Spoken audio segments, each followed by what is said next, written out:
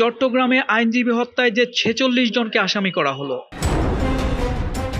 চট্টগ্রামে আইনজীবী সাইফুল ইসলাম আলিফ হত্যার ৩ দিন পর পরিবারের পক্ষ থেকে ৩১ জনের নাম উল্লেখ করে একটি মামলা করা হয়েছে। এতে আরও ১০ থেকে ১৫ জনকে অজ্ঞাতনামা আসামি করা হয়েছে।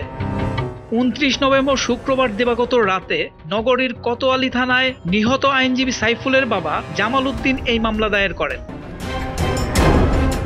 মামলার আসামিরা হলেন নগরীর কোতোয়ালি থানার বান্ডেল রোড সেবক কলোনি এলাকার বাসিন্দা চন্দন, আমান দাস, শুভকান্তি দাস, বুঞ্জা, রণব, বিধান, বিকাশ, রুমিত দাস, নয়ন দাস, গগন দাস, বিশাল দাস, ওমকার দাস, বিশাল, রাজ কাপুর, লালা, সামির, সোহেল দাস, শিবকুমার, বিগলাল, পরাশ, গণেশ, ওম দাস, পপি, অজয়, দেবীচরণ, দেব, জয়, দুর্লভ দাস ও রাজীব ভট্টাচার্য।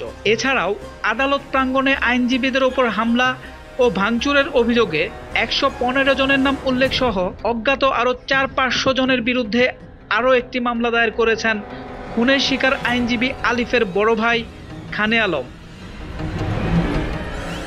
সোহেল মাহমুদ, দৈনিক নতুন সময়, ঢাকা।